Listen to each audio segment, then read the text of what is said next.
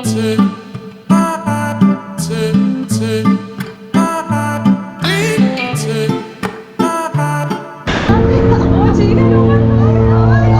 दोनों लोग नाटक कर रहे हैं। मैंने पूरी उल्टी मतलब हम जिसमें आप जिस समुद्र में यहाँ पर आते हैं ना, यहाँ पे कहीं ना कहीं इसकी गंद वाली उल्टी। सुबह के बजे हैं 5:30 और मैं बिल्कुल रेडी हो चुकी हूँ और ये दिल्ली की गलियाँ हैं। दिल्ली के होटल से जा रही हूँ दिल्ली एयरपोर्ट। अब मैं जाने वाली कहाँ हूँ वो तो मैं आगे बता ही दूँगी। फिलहाल एयरपोर्ट की तरफ निकलते हैं। फर्स्ट मेट्रो कैच करने का प्लान था बट वो सक्सेसफुली नहीं हो पाया। अब सुबह उठते उठते टाइम लग जाता है। हर थोड़ी देर में हम सोचते हैं बस 5 मिनट और ऐसे ही चलता रहता है।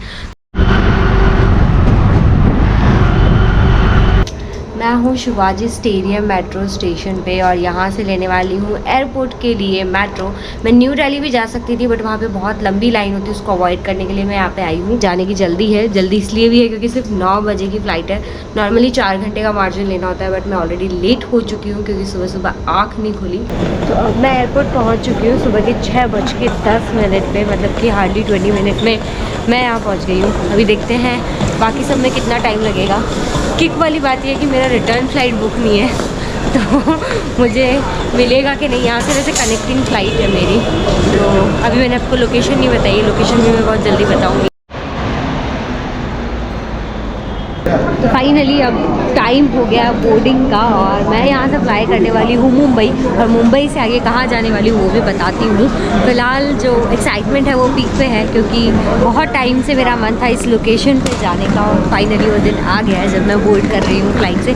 बहुत महीनों की प्लानिंग, बहुत सारे सेटलमेंट्स, बहुत सारे एडजस्टमेंट्स के बाद मैं ये ट्रैवल कर पा रही हूँ। ये ट्रैवल मेरा प्लान हुआ है तो इसके पीछे बहुत बड़ी स्टोरी है, वो कभी और शेयर करूँगी। फ़िलहाल चलते हैं आगे की तरफ और फटाफट से बोर्डिंग करते हैं।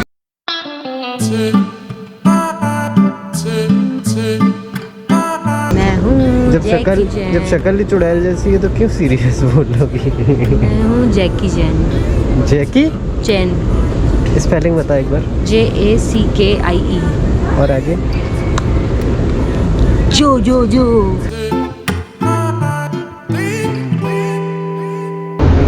फाइनली वो टाइम आ गया है जब मैं फ्लाइट में बोर्ड करने वाली हूँ। फॉग की वजह से 1 घंटे का डिले हो गया है।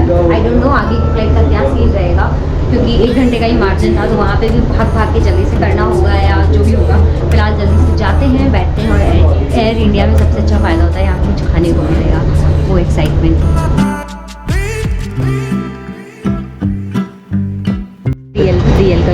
रियल का जूस मिलेगा? नहीं, कुछ तो मिलेगा। नमस्ते। I'm not sure.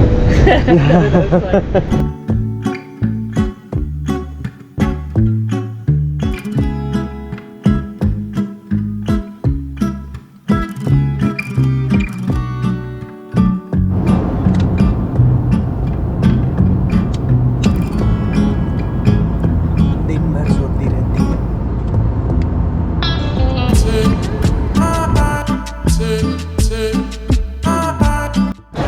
तो लगभग 1 घंटे के डिले के बाद यहाँ लैंड हुए। मतलब जो 12:30 बजे का बोर्डिंग टाइम था वो टाइम हो चुका है और अभी यहाँ लैंड हुए। अब देखते हैं फ्लाइट मिलती है कि नहीं। जो फ्लाइट 1 घंटा लेट हो गई तो मुझे लगा पता नहीं आगे वाली मिलेगी कि नहीं मिलेगी और एग्जैक्टली क्या होगा। बट जब जैसे ही यहाँ पे लैंड किया और लाइन में लगी तो पता चला आधे से ज़्यादा जनता वही है जो कनेक्टिंग फ़्लाइट चाहिए और एयर इंडिया वाले खुद यहाँ पे खड़े थे। तो कभी भी आपकी कनेक्टिंग फ़्लाइट होती है तो आपको ये कभी इशू नहीं आता कि एक फ़्लाइट लेट हो गई है तो दूसरे का क्या होगा। They are going to wait. अब आराम से चिल करके बोर्डिंग मैंने तो बहुत जल्दी से लाइन में फटाफट से लग के कर लिया है। तो बाकी काफ़ी सारे लोग हैं जो कनेक्टिंग फ़्लाइट से आए थे और इस वजह से लेट हो गए। तो ऐसा कुछ नहीं होगा कि फ़्लाइट मिस हो जाएगी। आराम से अब जाके फ़्लाइट कैच करते हैं, फिर जाते हैं नई लोकेशन, नया डेस्टिनेशन, नया कंट्री। फाइनली अब वो टाइम आ गया जब भाग के फटाफट से पकड़नी होगी ट्रेन। लेकिन पीछे भी बहुत से लोग लगे हुए हैं तो ऐसा तो है नहीं कि फ़्लाइट उठ के चली जाएगी या छोड़ देगी, लेके तो सबको जाना पड़ेगा। गेट है 43B, जबकि बाहर बोला था 47 पे चले जाना, तो बाहर वालों को भी पता नहीं है, यहाँ के फिर से चेक करना पड़ा। बट फाइनली इमिग्रेशन और सब कुछ हो गया है, जबकि मेरी रिटर्न फ़्लाइट अभी तक बुक नहीं है। सीक्रेट।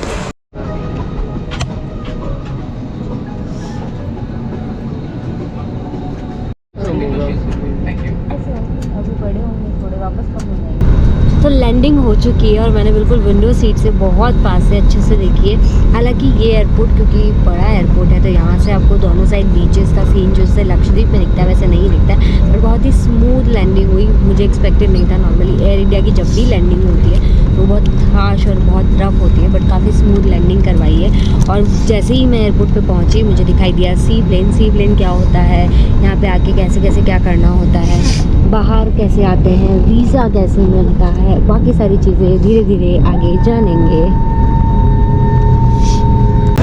मैं पहुंच चुकी हूँ फाइनली मालदीव में। छोटा सा एयरपोर्ट दिखाई दे रहा है, बिल्कुल सामने अराइवल पॉइंट है, यहाँ से अंदर जाना है। नॉर्मली जो बस से जाने की नीड होती है ऐसा कुछ भी नहीं है। अब अंदर जाते हैं, देखते हैं वीज़ा कैसे मिलता है। वीज़ा ऑन अराइवल है यहाँ पे, यानी आने के बाद में आपको वीज़ा बहुत ही आसानी से मिल जाता है। तो जैसे ही अराइवल पॉइंट के अंदर आए और सामने इमिग्रेशन पॉइंट है, लास्ट टाइम जब मैं 2016 में आई थी तो प्रोसीजर बहुत डिफरेंट था, अभी बहुत डिफरेंट हो चुका है। तो जैसे ही आप अंदर आते हैं और आपको काउंटर्स दिखने लग जाते हैं, आप फटाफट से लाइन में आ जाइए और काउंटर्स पे जाइए। बाकी इमिग्रेशन में कितना टाइम लगता है वो जाके देखते हैं, क्योंकि मेरे पास अभी भी रिटर्न टिकट नहीं है।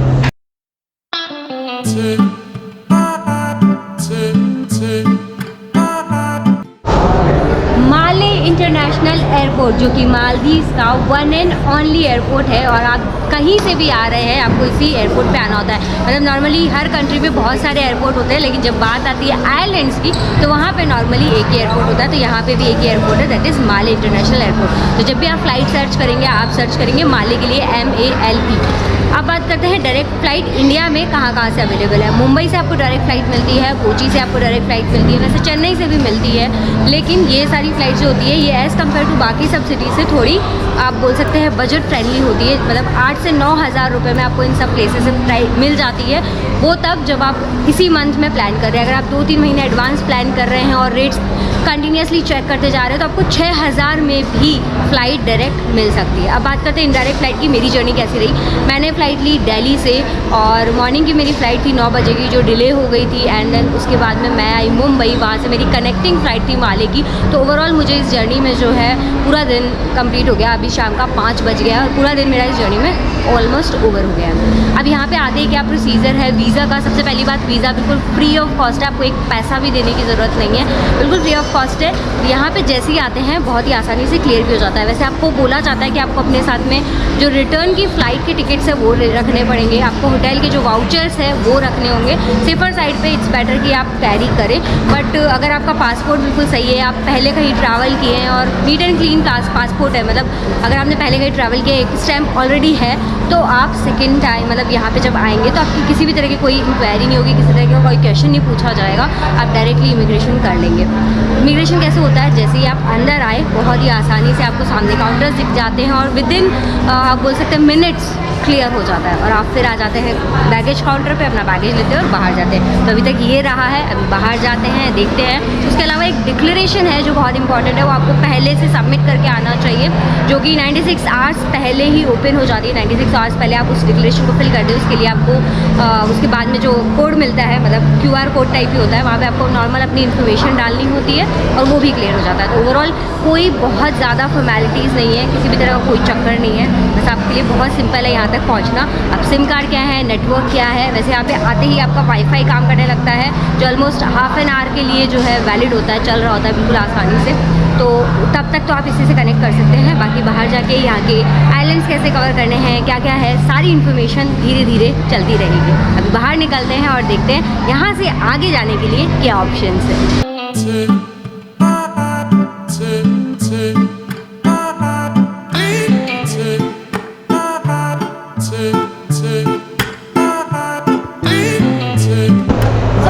करते हैं स्टे की, जो मालदीव्स में सबसे इम्पॉर्टेंट होती है। वैसे तो ये बात मुझे स्टे में जाने के बाद वैसे तो ये बात मुझे आपको स्टे जाने के बाद करनी चाहिए थी, बट क्योंकि ये पॉइंट यहाँ आने के बाद में एक थोड़ा सा कंसिडरेबल पॉइंट बन गया है, इसलिए मैं यहाँ पे आपको एक्सप्लेन करती हूँ। जैसे ही आप बाहर आएंगे आपको चीज़ें दिखाई देगी कि कुछ लोगों ने नेम प्लेट्स ली हुई है और कहीं पे बोर्ड लगा है सी प्लेन का, कहीं पे बोर्ड लगा है फेरी का। तो ये सब क्या है, इन कन्फ्यूजन्स को मैं थोड़ा सा दूर करती हूँ। जिनके हाथ में बोर्ड होता है वो होते हैं रिजॉर्ट्स वाले, मतलब अगर आपने डायरेक्टली फर्स्ट डे पे ही रिजॉर्ट बुक किया है, या कुछ लोग होते होते हैं जो सिर्फ रिजॉर्ट के लिए यहाँ पे आते हैं। तो रिजॉर्ट आपको जाने के लिए यहाँ पे लोग मिल जाते हैं जो अटेंड करते हैं और आपको डायरेक्ट रिजॉर्ट ले जाते हैं। रिजॉर्ट ले जाने के भी 2 ऑप्शन होते हैं, वो सारी डिटेलिंग हम थोड़ा बाद में कंसिडर करेंगे। अभी यहाँ से मुझे क्योंकि जाना है हुलू माले। अब मैं आपको बताती हूँ, माले इज़ द कैपिटल यानी कि मेन लैंड, यानी वो रोड से कनेक्टेड है। सेम चीज़ हुलू माले भी रोड से कनेक्टेड है, लेकिन अगर यहाँ से आपको डायरेक्ट हुलू माले जाना है तो आपके लिए डायरेक्ट फेरी अवेलेबल नहीं है। तो अगर आप फेरी का मज़ा लेना चाहते हैं और फिर पहुँचना चाहते हैं तो यहाँ से आपको लेनी होगी फेरी, यानी कि माले एयरपोर्ट से माले सिटी के लिए आपने फेरी ली और माले सिटी से आप कैब ले लेंगे हुलू माले के लिए। ये एक तरीका है। और दूसरा तरीका, आप डायरेक्ट एयरपोर्ट से ही हुलू माले के लिए कैब बुक कर सकते हैं। दोनों केसेस में चार्जेस ऑलमोस्ट सिमिलर होते हैं। तो अभी हम बाहर जाते हैं और बुक करते हैं कैब, और मैं आपको चार्जेस भी बताती हूँ कि यहाँ से हुलू माले जाने के लिए कितने चार्जेस आपको पे कर रहे होंगे। तो मेरे साइड में, दोनों साइड में आपको जो दिखाई दे रहे हैं दीज आर काउंटर्स, मतलब कि जो रिजॉर्ट्स होते हैं उनके काउंटर्स हैं। सामने आपको ब्यूटीफुल सा सी दिख रहा है। इवनिंग का टाइम हो गया है, थोड़ी थोड़ी हवा चलने लगी है। बाकी नॉर्मली यहाँ पे अभी जो टेम्परेचर चल रहा है दैट इज़ 31 और ह्यूमिडिटी बहुत ज़्यादा है, क्योंकि बिल्कुल पास में समुद्र है तो गर्मी तो आपको लगेगी। अभी होटल चलते हैं फटाफट से कैब बुक करके, और कौन कौन है साथ में वो भी मैं आपको दिखाती हूँ। तो अभी मैं जा रही हूँ टैक्सी पॉइंट के लिए। वहाँ से आपको टैक्सी लेनी है तो आप ले सकते हैं, बसेस लेनी है तो ले सकते हैं, फेरी लेनी है तो ले सकते हैं। चार्जेस मैं आपको बता देती हूँ।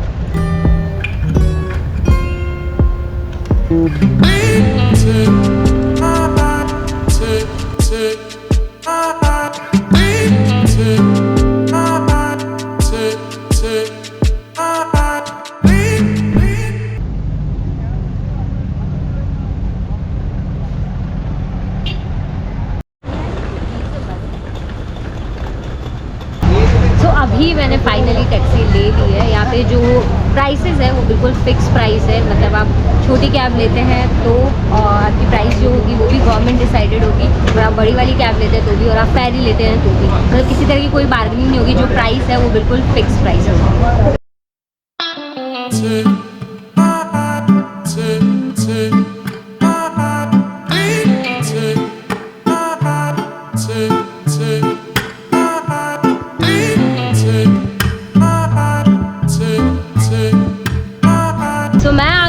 हुलू माले में, यानी कि जो माले से बिल्कुल कनेक्टेड है, यानी कि कैपिटल से कनेक्टेड है। 80 रुपया बोल सकते हैं, यानी कि ऑलमोस्ट $7 में मैं यहाँ पे पहुँच गई हूँ। होटल मेरे पीछे है, आपको यहाँ पे पासपोर्ट देना है और उसके बाद में आपकी एंट्री हो जाएगी।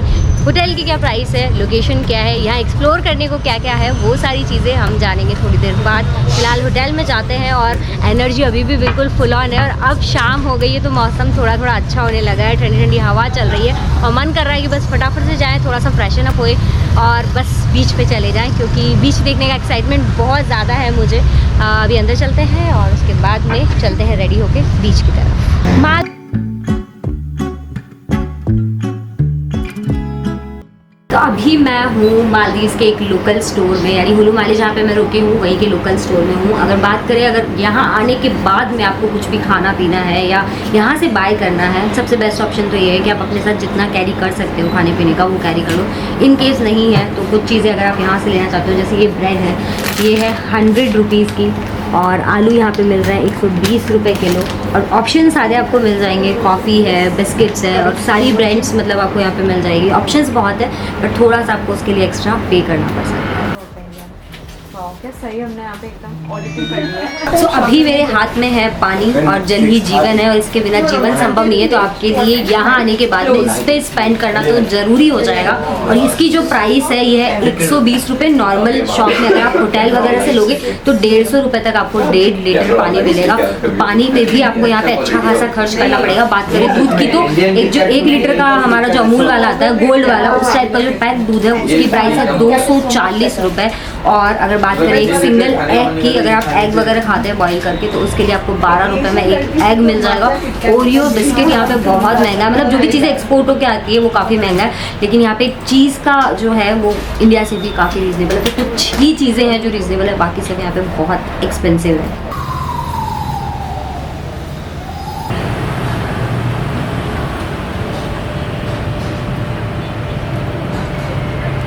सो अभी मेरे सामने है, वैसे तो दिखने में छोटी सी करेंसी, सिर्फ 100, 50, 20, 10 और 5 के नोट है, लेकिन जब हम इसे बात करें इंडियन करेंसी के रूप में तो काफ़ी बड़ा एक अमाउंट हो जाता है। मालदीवियन जो रुपया है, जो मालदीव्स में करेंसी चलती है, उसमें 1 रुपये की वैल्यू जो है, मतलब हमारा जो यहाँ का एक मालदीवियन रुपया होता है वो इंडियन करेंसी में ऑलमोस्ट 6 रुपये के बराबर है। वैसे 5.5 है, लेकिन 5.9 तक भी आपको सेल किया जाता है। तो मैं 6 रुपीज़ अगर मान के चलूँ तो ये सारे जो नोट्स हैं, जो वो 5 यहाँ का वैल्यू है वो हमारे लिए पड़ता है 30 रुपीज़ का, यानी एक 30 रुपये का नोट है।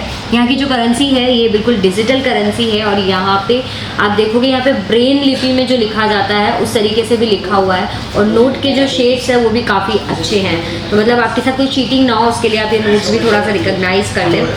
और यहाँ पे जो नोट है वो सबसे बड़ा होता है 1000 मालदीवियन रुपया, यानी ऑलमोस्ट 6000 रुपये के बराबर, और उससे छोटा होता है 500, then 100, 50, 20, 10, 5, और उसके अलावा कुछ कॉइन्स भी होते हैं। तो इस तरह से यहाँ की करेंसी होती है। इसके अलावा मैं आपको एक छोटा सा मतलब ब्रीफ करूँगी एग्जाम्पल। जब मैंने कैब किया था एयरपोर्ट से हुलू माले के अपने होटल तक आने के लिए, तो उन्होंने मेरे से बोला था 80 मालदीवियन रुपया, जो कि फिक्स रेट है। मतलब बड़ी गाड़ी जो है उसका होता है 170 और छोटी वाली का होता है 80, लेकिन यहाँ आने के बाद में मैंने 100 दिया तो मैंने 100 भी ले लिया, तो मतलब उन्होंने रिटर्न नहीं किया, फिर मुझे मांगना पड़ा, लाइक दैट। तो आप थोड़ा सा यहाँ पे अवेयर रहें, क्योंकि यहाँ पे थोड़ा मुझे लगता है कि चीटिंग वीटिंग चोरी चकारी होती है, तो you have to be very careful. और करेंसी को एक्सचेंज करवाने के लिए आप किसी ऑथेंटिक जगह से करवाएं, किसी ऐसी वैसी जगह से ना कराएं, क्योंकि हो सकता है आपको नकली दे दी जाए। एयरपोर्ट पे थोड़ी सी कॉस्टली है, लेकिन कुछ ऑथेंटिक शॉप्स आपको मेन जो कैपिटल है वहाँ मिल जाएगी। जैसे मैंने जहाँ से करवाई थी बिल्कुल हुलू माले में ही है, बड़ी सी शॉप है, और रेट भी काफ़ी अच्छी है। अगर देखा जाए तो सिर्फ 28 रुपये का उन्होंने मार्जिन रखा है। 1000 रुपीज़ जहाँ होते थे वहाँ 900 समथिंग मतलब दिया, ऑलमोस्ट 28 रुपये डिडक्ट करके, तो काफ़ी अच्छी रेट में मुझे मिल गया है। अभी यहाँ आए तो मालदीवियन रुपया ही उतना ही कैरी करें जितनी की रिक्वायरमेंट हो, बहुत ज़्यादा कैरी करने की ज़रूरत नहीं है। और डॉलर से बेटर है यहाँ की खुद की करेंसी, और हर जगह की करेंसी हमें थोड़ी सी एक्सप्लोर करनी चाहिए, थोड़ा मज़ा आता है हर जगह की अलग अलग करेंसी को देखने में। तो थोड़ी बहुत करेंसी अपने साथ यहाँ से चेंज ज़रूर करवा लें। तो अब जानते हैं यहाँ पे फ्रूट्स के प्राइस क्या है, क्योंकि अगर आप यहाँ आ रहे हैं तो आपको सर्वाइव करने के लिए बहुत बार ऐसे फ्रूट्स के सहारे ही सर्वाइव करना पड़ेगा, क्योंकि फूड ऑप्शंस वेजिटेरियन लोगों के लिए बहुत कम है। कीवी यहाँ पे है 135 पर केजी, 135 रुपया नहीं है, रुपया है। इसको आप मल्टीप्लाई कर लीजिए 6 से, मैं तो कर भी नहीं पा रही, उतना कॉस्टली है। और ये है कीनू, जो कि 18 रुपये का लगभग एक कीनू है, तो काफ़ी कॉस्टली आपको सारी चीज़ें मिलेगी। पाइनएप्पल आप ले रहे हो, बनाना आप ले रहे हो, सबकी प्राइसेस आप 3 टाइम्स 4 टाइम्स अपने माइंड में सेट करके रखिए कि उतना आपको पे करना पड़ेगा, उतनी प्राइस में ही आपको यहाँ पे सारी चीज़ें मिलेगी, क्योंकि सारी चीज़ें बाहर से आती है, इसलिए सब कुछ बहुत कॉस्टली आपको यहाँ पे मिलेगा। मालदीव्स में आज मेरा है इफ़ेक्टिवली फर्स्ट डे, क्योंकि कल मैं आई थी इवनिंग में और उस टाइम पे बहुत ज़्यादा कुछ कर नहीं पाई, क्योंकि इवनिंग में आई, थोड़ा सा टायर्ड भी थी, और रात को अंधेरे में कुछ शूट भी नहीं होता है। नाउ इट्स इफेक्टिवली डे 1, और आज मैं करने वाली हूँ डे ट्रिप, जिसमें मैं करने वाली हूँ कुछ एक्साइटिंग चीज़ें, वो मैं भी आपको नहीं बताऊँगी, दिखाऊँगी। बहुत सनी है, मतलब बहुत ज़्यादा धूप है, temperature is almost 34 degree, but धूप बहुत ज़्यादा तेज़ है। तो ओवरऑल जो क्लाइमेट है वो थोड़ा सा सनी यहाँ रहता है, इसलिए आपको सनस्क्रीन लगाना इज़ मस्ट। बाकी और क्या करते हैं, एक्टिविटीज़ क्या क्या होती है, होटल से ही पिकअप होने वाला है, इसकी प्राइस क्या है, कितने में होता है, क्या क्या चीज़ें कवर होने वाली है, वो सारी डिटेल्स मैं दूँगी आगे धीरे धीरे। तो आप बने रहिए और देखते रहिए वीडियो। फ़िलहाल धूप में सिकाई हो रही है। सो ब्रेकफास्ट के इतने ज़्यादा ऑप्शंस मुझे यहाँ मिल गए कि मुझे समझ नहीं आ रहा है कि मैं स्टार्ट कहाँ से करूँ। मेरे पास है fruits, bread, butter, jam and coffee, that's it. आप सोचोगे मैंने ये क्यों बोला कि ज़्यादा ऑप्शंस है, क्योंकि एक्चुअली मैंने इनडायरेक्टली बोला था। बट अगर आप नॉन वेजिटेरियन, अगर आप एग लेते हैं तो आपके पास में ऑमलेट का ऑप्शन भी यहाँ पर है, बट वेजिटेरियंस के लिए बिल्कुल ऑप्शन नहीं है। और वैसे भी जो गेस्ट हाउसेज होते हैं, जो माले में या हुलू माले में या किसी भी आइलैंड पे अगर आप गेस्ट हाउस में रहते हैं तो वो लोग यही सर्व करते हैं। इससे ज़्यादा ब्रेकफास्ट की उम्मीद करके आप ना आए कि आपको कुछ मिलेगा। लेकिन हाँ, अगर आप रिजॉर्ट्स में जा रहे हैं तो वहाँ पे आपको बिल्कुल 5 स्टार बफे टाइप मिलेगा, लेकिन वहाँ के प्राइसेस भी वैसे ही होते हैं। तो सो जो डे ट्रिप्स होती है वो एक स्पेशल व्हीकल में होती है। ये बिल्कुल सामने है, बिल्कुल पिकअप जैसा आपको लगेगा। ऊपर शेड है, हालांकि इस वजह से धूप से आप बच जाएंगे।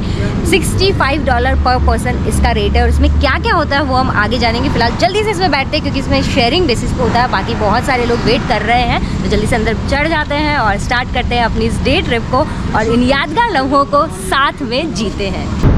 इस व्हीकल की जो टोटल कैपेसिटी है वो 10 लोगों की है। मतलब अगर आप पूरा एक 10 लोगों का ग्रुप आ रहे हैं तो इस व्हीकल में आपका पूरा ग्रुप जा सकता है। वैसे ये शेयरिंग बेस पे होता है, तो अगर आपके साथ में कोई लोग नहीं भी हैं तो भी आपके साथ कोई ना कोई बन जाएंगे। को ये शेयर ट्रिप लेने की वजह से काफ़ी सारे को ट्रैवलर्स मिल जाएंगे, जिसकी वजह से मुझे लगता है आप इंजॉय ज़्यादा कर पाएंगे। और स्पेशली व्लॉगर्स मिलेंगे, पता नहीं कैसे अचानक से कोइंसिडेंस संजोग। वीडियो रिकॉर्ड करो। ओके, देखो दोनों लोग नाटक कर रहे हैं।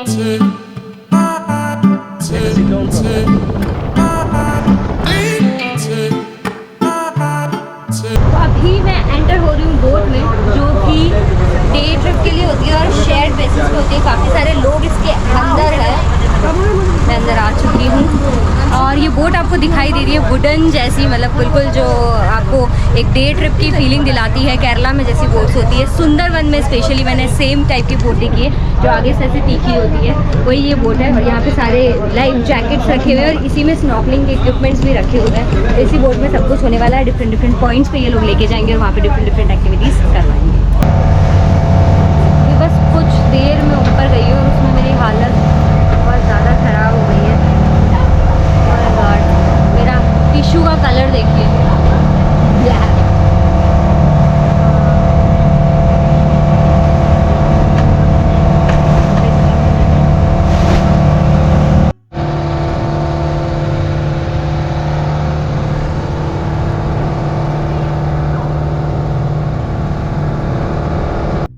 This waterproof, no? No? What? Mobile. Mobile is not waterproof. अभी मैं जा रही हूँ पानी के अंदर, बिल्कुल नीचे की साइड, और यहाँ से सैंड बैंक तक आपको पैदल चल के जाना होता है। तो आप अपने साथ में एक्स्ट्रा क्लोथ्स ज़रूर कैरी करें। मैंने ये शर्ट इसलिए पहना हुआ है ताकि मैं टैन ना हो जाऊँ, क्योंकि मुझे भी आगे बहुत सारे ट्रिप्स करने हैं। यहाँ तक कि डीप ये वाटर है, मतलब पूरा मैं यहाँ तक पानी के अंदर हूँ। नीचे मेरे पैर बिल्कुल ज़मीन को टच कर चुके हैं ऑलरेडी। तो आप यहाँ पे अपने साथ में इस तरह के कपड़े ज़रूर कैरी करें, ये मस्ट है। बाकी पूरा रास्ता मैंने एंजॉय नहीं किया, तो अब मैं फाइनली इस पानी के अंदर एंजॉय करने वाली हूँ। और यहाँ से दूर आपको अगर वाइट पैच दिखाई दे रहा है तो वहाँ तक पैदल जाना है।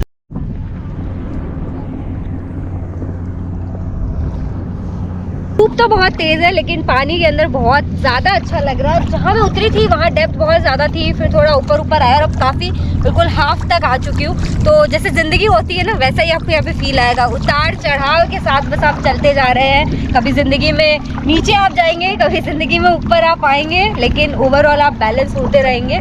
तैरते रहना इंपॉर्टेंट है, गर्दन ऊपर रहनी चाहिए, बाकी ठीक है। फिलहाल सैंडबैग सामने दिख रहा है और जो सबसे इंटरेस्टिंग बात यह है कि मुझे लग रहा है इंडिया ही नहीं, इंडिया के बाहर भी नियॉन कलर बहुत ट्रेंड में है, क्योंकि नियॉन कलर की बिकनीज मुझे यहाँ से सबसे ज़्यादा दिखाई दे रही है। और यहाँ पे 2 ग्रुप्स है, 2 बोट की ग्रुप्स आए हुए हैं। एक जिस बोट में मैं आई थी शेयरिंग वाली, और एक प्राइवेट बोट वाले हैं जो सारे कोरियन या चाइनीज़ है, और वो सब मस्त दिखने में है। और उन्हीं को देखने के लिए सबसे ज़्यादा थी मैंने पूरी उल्टी, मतलब हम जिसमें आप जिस समुद्र में यहाँ पर आते हैं ना, यहाँ पे कहीं ना कहीं इसकी गंद वाली उल्टी छी पड़ी होगी। नहीं, मेरे को नाश्ता अच्छा नहीं दिया गया था, इसके वजह से ये हुआ। वो होटल वाले ने नाश्ता नहीं दिया मुझे, तो इसकी वजह से मेरे साथ बहुत बुरा हुआ। मैं पूरे रास्ते पे सोती हुई आई और उसकी वजह से मैं कुछ इंजॉय नहीं की, पता है। और पूरे रास्ते ऐसे सोई थी और मेरे पागल वाली आंटी की उसकी वो ड्रेस की पिन मुझे याद चुभ रही थी, लेकिन मैं उनको बोल भी नहीं पा रही थी, मुंह भी नहीं खोला मैंने, पूरे रास्ते चुपाई हुई। यहाँ आके फिर मैं फाइनली जब पानी में कूदी, नहीं मैंने पहले उल्टी की, उसके बाद मैं पानी में आई। मुझे अच्छा लग रहा है, मुझे मन नहीं कर रहा उसके अंदर वापस जाने का। वो सड़ी बोट थी वो, ऐसे मुझे कभी भी नहीं होता है ऐसी सिकनेस, पता नहीं इसमें क्यों हुआ, क्योंकि मन मेरी जान।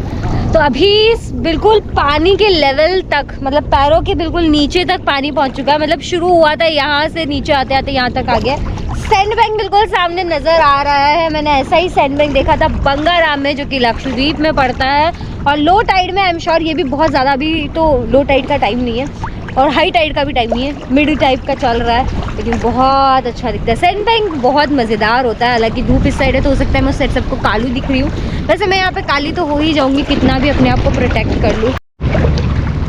वो जो सामने लड़कियाँ दिख रही है वो मस्त, जो बीच की, मैं सोचती थी ऐसी फ़ोटोज़ कौन क्लिक करवाता है इस तरह से लेट के, लेकिन आज दिखाई दी है वो सारे मॉडल्स जो मैंने आज तक देखे थे। मस्त, wow.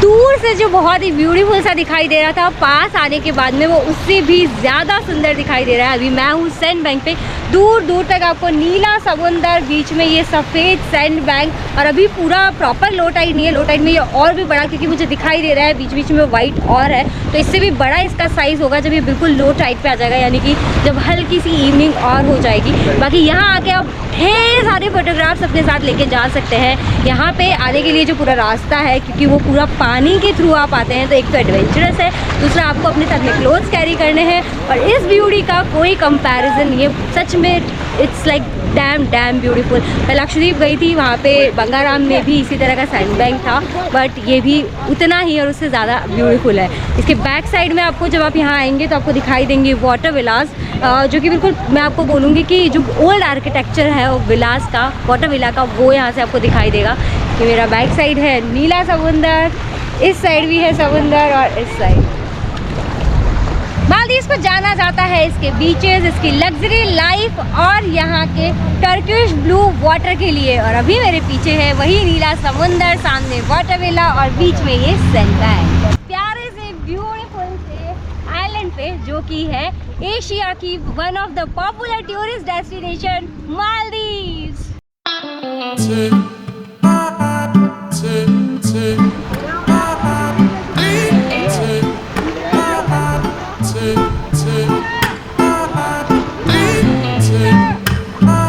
Are you enjoying? Great. It's so enjoyable. Where are you from? Yeah, I'm from Vietnam. Vietnam. Oh, We've been here for 20 years. we are from India. Yes. You have been to Yeah. No, it's the first time. Okay. Yeah. हमारी bloggers वाली team यहाँ पर काली पीली पड़ चुकी है। तो कैसा रहा यहाँ सैंड बैग्स पे एक्सपीरियंस? बहुत ही अमेजिंग। अमेजिंग। ओके। बहुत डिफरेंट शेड्स ऑफ वाटर दिख रहे हैं, इतने डिफरेंट शेड्स मैंने एक साथ नहीं देखे ऑनेस्टली पहले। 50 शेड्स ऑफ ब्लू।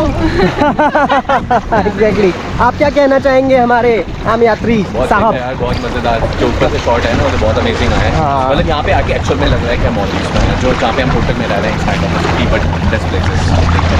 तो ब्यूटीफुल से सैंड बैंक से मैं आगे बढ़ रही हूँ बोट की तरफ, और काफ़ी अच्छा है। मतलब ये बोट से लेकर सैंड बैंक तक पहुँचने का जो रास्ता है वो भी बहुत मज़ेदार है, उसमें भी आपको काफ़ी मज़ा आएगा।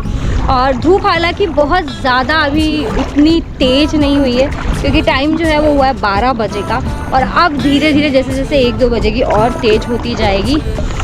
हाँ, ओवरऑल अच्छा लग रहा है, बट मुझे बोट में जाने का सच में मन नहीं है। वहाँ पे जाते ही लास्ट टाइम मुझे जो वॉमिट हुई है मैं बता नहीं सकती। Okay Manish, you can do it. Okay, I am going now. 1 2 3। Very good. सही था, डीप, मतलब बहुत डीप होगा ना ये? हाँ डीप है, तभी प्रॉब्लम है। Very deep. Yes yes. तो अभी बोट पहुंच चुकी है लोकल आइलैंड पे, जहां पे होने वाला है लंच। यहाँ लंच का अरेंजमेंट्स है, और ये आपकी डे ट्रिप में ही इंक्लूड होता है, आपको किसी तरह का कोई एक्स्ट्रा पे नहीं करना होता है। वेलकम टू हिमुफुशी, इट्स लाइक मुझे ऐसा ही दिख रहा है। तो यहाँ पे हम आ गए हैं, और इस आइलैंड पे अब हम करने वाले लंच। मेरे पीछे नीला समुंदर आपको दिखाई दे रहा होगा, बहुत ही प्यारा कलर है। ब्लॉक कर सकते आप तो अगर आप सोच रहे हैं कि आपको चेंज करना है और आप बोट में कैसे चेंज करेंगे, तो उसका जुगाड़ भी यहाँ पर है, मैं आपको दिखाती हूँ। ये इस तरह से सीढ़ियाँ बनी हुई है, यहाँ वॉशरूम भी बना हुआ है। आपको अगर शावर लेना है, अगर आपको शावर लेना है तो आप शावर भी ले सकते हो, यहाँ पे आराम से चेंज कर सकते हैं। ये बंद होता है कुछ इस तरह से।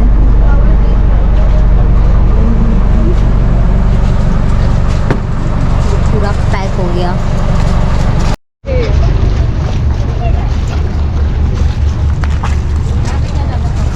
वेलकम टू हिमाफुशी, जो कि मालदीव्स के one of the local island में से एक लेक है और यहाँ आके आपको जो वाइब्स आएंगे, चारों तरफ ट्री, बिल्कुल वाइट कलर की सैंड, नीला समुंदर और ढेर सारी बोट्स, और उसी के साथ साथ यहाँ मुझे मिलने वाला है लंच।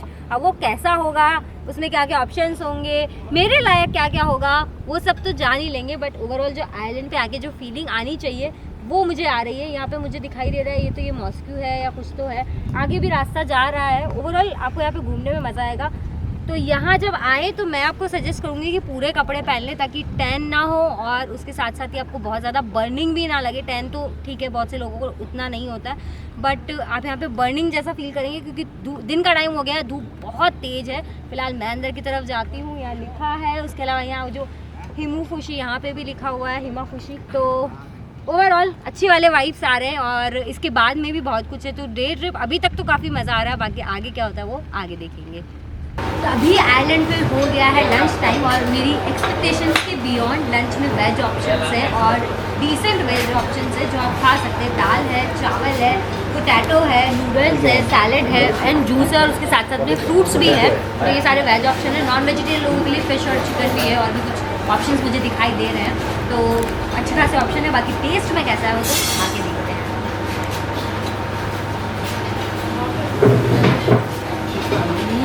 दाल बहुत टेस्टी है, काफ़ी अच्छा सा खाना दिख भी रहा था शक्ल से ही, खाने में टेस्टी है। फटाफट से खाना खाते हैं और फिर जाएंगे नेक्स्ट डेस्टिनेशन।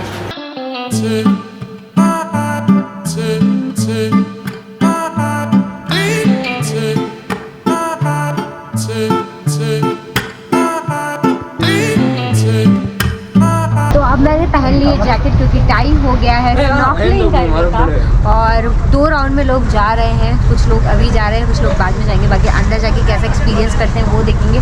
35 से 40 मीटर की डीप मतलब डेप्थ बताई जा रही है, तो देखते हैं अंदर जाके क्या दिखाई देता है। नहीं, इससे कुछ नहीं होता है, मैं बता रहा हूँ, सेफ है। मैं भी बहुत बार यूज़ करा है जब मैं गरीब था, जब मैं फर्स्ट फ्लोर। नहीं, मैंने भी किया ऋषिकेश में रिवर राफ्टिंग में। वो पाउच हमने यूज़ किया था, याद है, पैसा भी डाला था उसमें मैंने। चल चल चल चल, वो है ही नहीं यहाँ पे, चले जाओ। हाँ जा। ओके, तो it's time to go in the water. Snorkeling से ज़्यादा मुझे पानी के अंदर जाने का एक्साइटमेंट है, और आप बिल्कुल सेफ रहते हैं। आपको स्विमिंग आ रही है या नहीं आ रही है, डजेंट मैटर, आप बहुत आराम से इसे कर सकते हैं। नो ओके, वैसे मुझे आती है स्विमिंग, लेकिन मैंने बोल दिया मुझे नहीं आती है। Put this on your mouth, please. Yeah.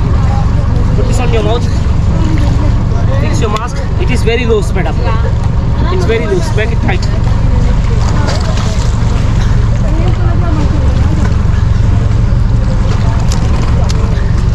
Before you come, please check your mask first.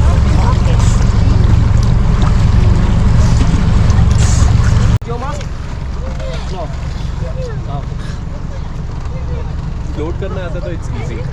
Finally ये मास्क लगा के मैं जाने वाली हूँ नीचे स्नॉर्कलिंग के लिए, फिशेस देखने को।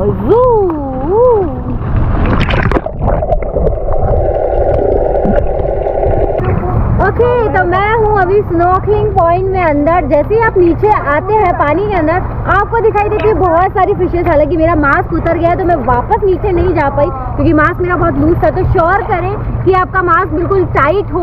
आप मतलब गाइड से करवाए। मैंने जब स्टार्ट किया उससे पहले ही गाइड आगे पीछे हो चुके थे, इस वजह से मैं टाइट नहीं करवा पाई। लेकिन अगर आपको स्विमिंग नहीं आती है तो आपको दी जा रही है ये बिल्कुल अच्छी क्वालिटी की। हमने जो वाटर पार्क में इंडिया में जो दी जाती है ट्यूब्स, वो बहुत ही लो क्वालिटी की होती है। यहाँ बहुत अच्छा है, जैकेट भी बहुत अच्छा है, तो आप दोनों की वजह से डूबते नहीं है। और इतने अच्छे समुंदर में, इतनी डेप्थ में, इतनी क्लीन पानी में आपको सिर्फ फ्लोट करने में भी बहुत मज़ा आएगा। तो ओवरऑल काफ़ी अच्छा एक्सपीरियंस है, मज़ा आ रहा है। और पानी के अंदर सिर्फ इस तरह से रहने में भी बहुत अच्छा लगेगा। बाकी आपको स्नॉर्कलिंग का एक्सपीरियंस मिलेगा। जैसे ही आप अंदर फर्स्ट टाइम जाएंगे नीचे, तो आपको काफ़ी सारी फिश और वाटर बॉडीज दिखाई देंगे।